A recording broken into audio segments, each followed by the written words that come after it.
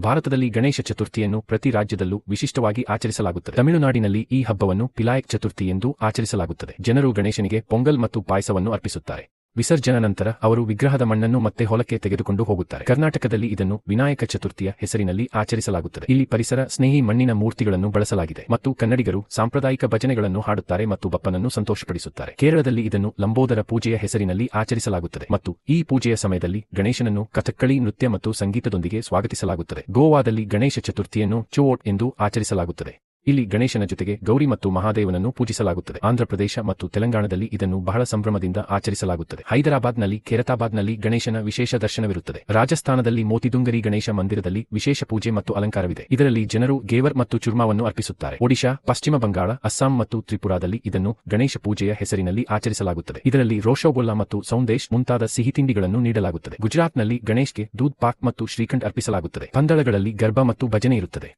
ಇದು ಸ್ಥಳೀಯ ಸಂಸ್ಕೃತಿಯನ್ನು ಪ್ರತಿನಿಧಿಸುತ್ತದೆ. ಮತ್ತು ಅಂತಿಮವಾಗಿ ಮಹಾರಾಷ್ಟ್ರದಲ್ಲಿ ಗಣೇಶ ಚತುರ್ಥಿ ದೊಡ್ಡ ಹಬ್ಬವಾಗಿದೆ. ಮೋದಕ ಮತ್ತು ಪುರಂಪೋಲಿಯನ್ನು ಬಪ್ಪಕ್ಕೆ ಅರ್ಪಿಸುತ್ತಾರೆ. ಮುಂಬೈನ ಲಾಲ್ ಬಾಗ್ಚಾ ರಾಜ ಮತ್ತು ಸಿದ್ದಿ ವಿನಾಯಕ ಮಂದಿರದಲ್ಲಿ ಜನರು ಸೇರುತ್ತಾರೆ.